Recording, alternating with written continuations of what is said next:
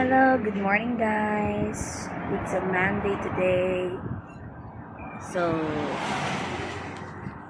pasukan ulit ng mga estudyante. So, maagang nagising.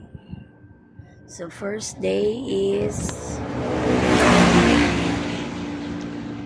our vlog for today is about school.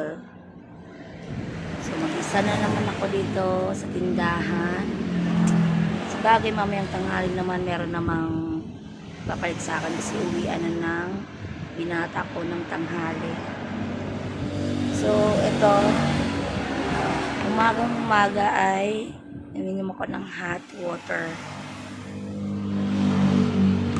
Kailangan natin ng hot water sa morning bago magkape. So maaga ako nagising. For something, gising na ako. At dito kami natulog sa sala, sa tindahan. Malamig din pala. Kabaliktaran ng tanghali. Sobrang init. Grabe yung init today. Kahapon pala. So,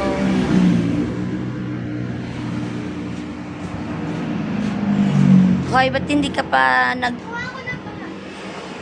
Sus, haba ng oras, day, oy. Ngayon ka pa maghahanap. Umaga pa lang ay gagayak na. So, abangan mamaya, guys. Mag-prepare naman tayo ng food. Hindi kasi ako makakapag-live na. Kasi na-restrict tayo.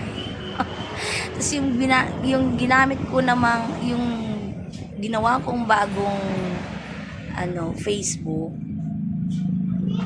3 months pa bago magkaroon Step pa nandito siya. Doon nilagay yung mga gamit kong iba.